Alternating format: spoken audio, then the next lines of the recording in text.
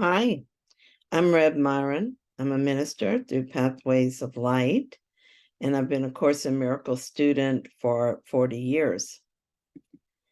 I'm going through the lessons this year, as I've done before, every year for a long time now, asking Jesus for clarity.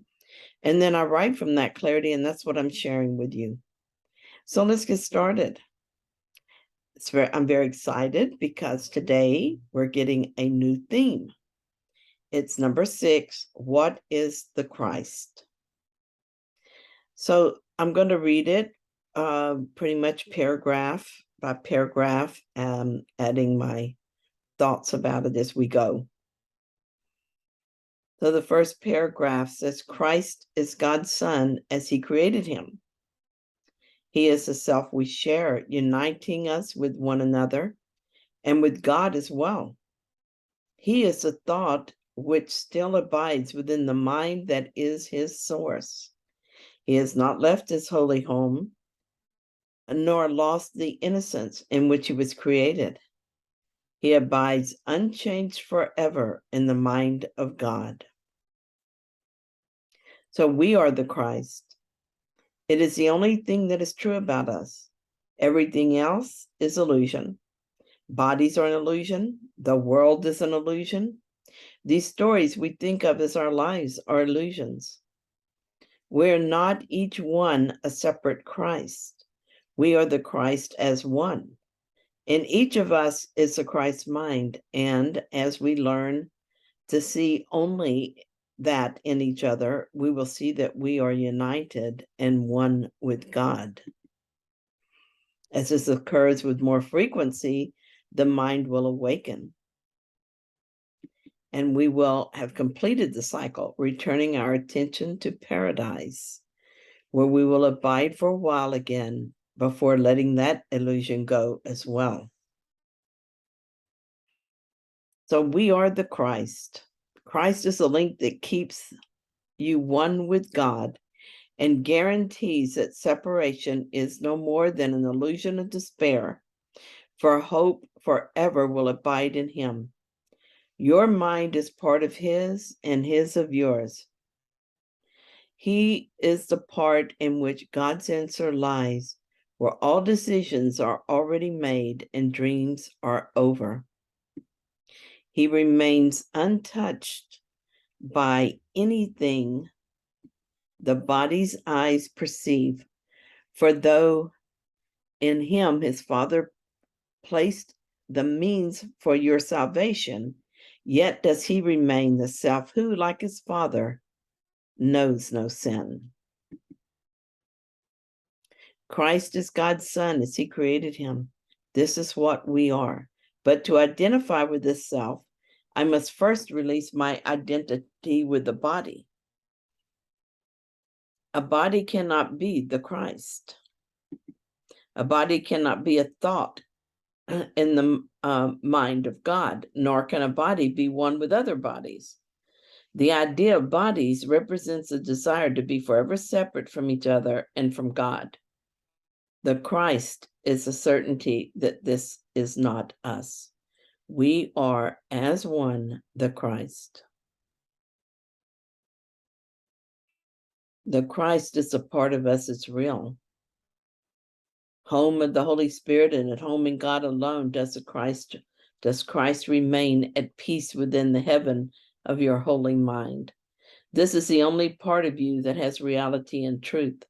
The rest is dreams. Yet will these dreams be given unto Christ to fade before his glory and reveal your holy self, the Christ, to you at last. The Holy Spirit reaches from the Christ in you to all your dreams and bids them come to him to be translated into truth. He will exchange them for the final dream which God appointed as the end of dreams.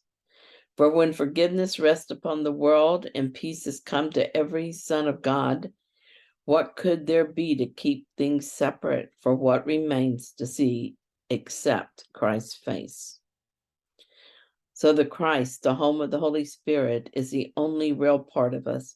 It is where we remain one and at peace. It is our holy mind. Everything else is a dream, but we can give these dreams to the Holy Spirit. There they'll be translated into truth and traded for the final dream, the dream of a forgiven world, what Jesus calls the real world. The face of Christ.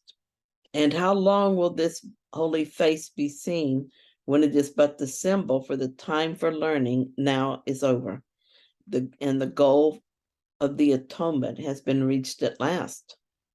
So therefore, let us seek to find Christ's face and look on nothing else.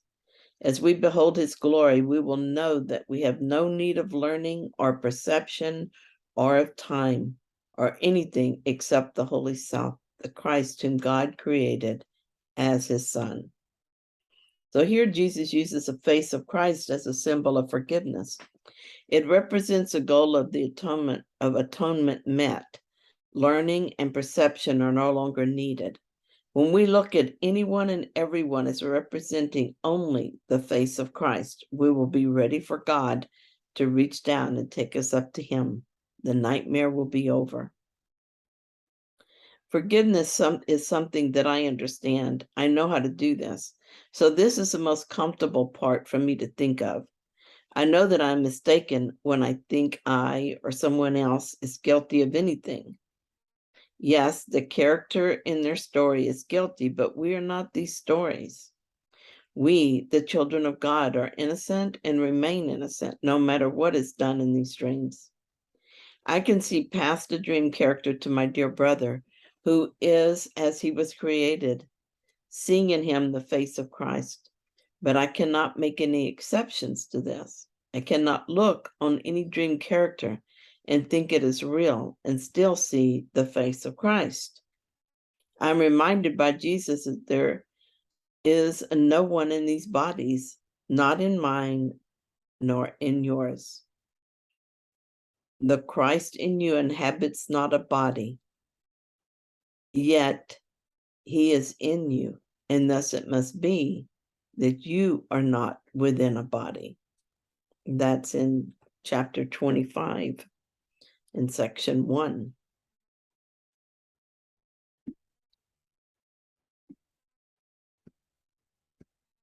So Regina gives us some tips. Christ and God's Son are synonymous, and they both point to what many people call consciousness. It is important to remember that terms are symbols, and because they are only symbols, terms are not used consistently. Because terms are used differently at different times, we need to reach an understanding that is beyond terms. Let me paint a simplistic picture that will help us understand Christ's consciousness. At the highest level of truth, the source exists. The source is a mystery, often represented by darkness. It is unmanifest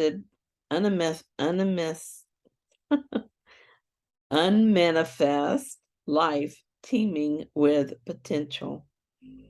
Out of this potential, consciousness arises. Consciousness is awareness, but it's more than that. It's like a canvas that potentialities can be painted on. It is also the divine mechanism or paintbrush that enables creation. Through its beingness, ongoing creation happens. Without consciousness, nothing else could be. This is Christ. It is what we are beyond our experience of human. The humans that we appear to be are temporary appearances in the consciousness that we are. And my thoughts about this. As Regina points out, words are symbols, and as Jesus says, they are but symbols of symbols and thus twice removed from reality. Sometimes students of the course argue over concepts within the course because these symbols are not always used consistently.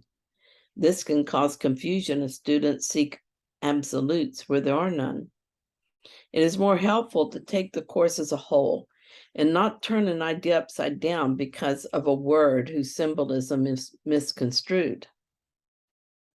Regina's vision of Christ consciousness is close enough to my vision of it to suit me. I noticed that I prefer God as light instead of darkness, but does that matter?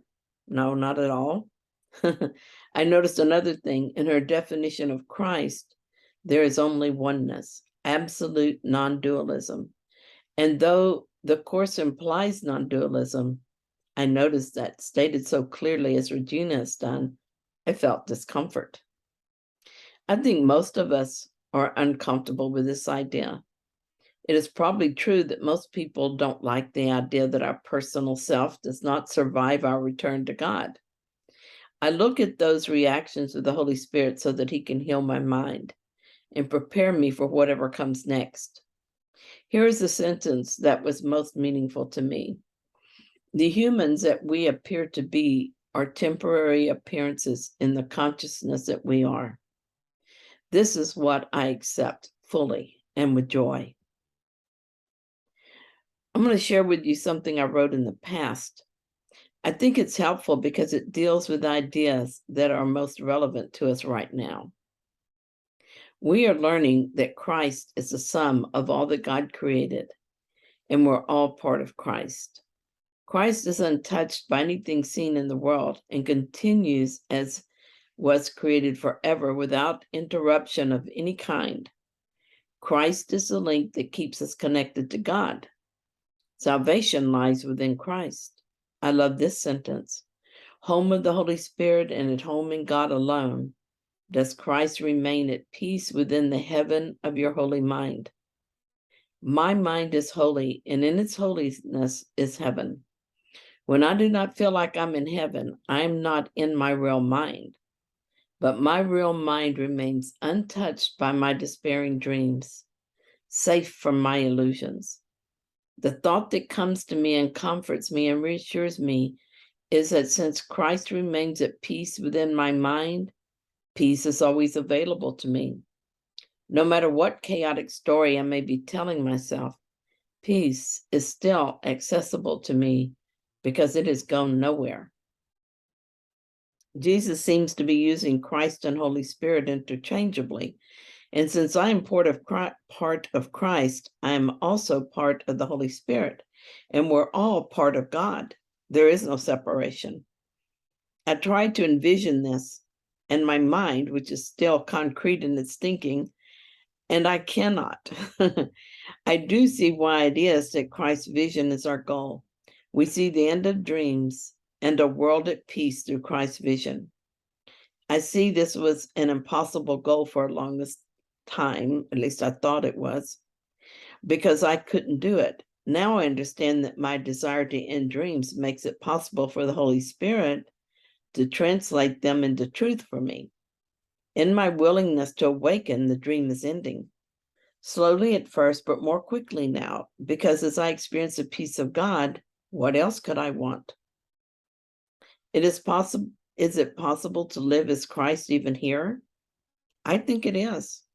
As I watch the mind for thoughts of separation, perception, projection, and time, and I become willing to bring those thoughts before the Holy Spirit to be reinterpreted, I move closer and closer to that awakened state.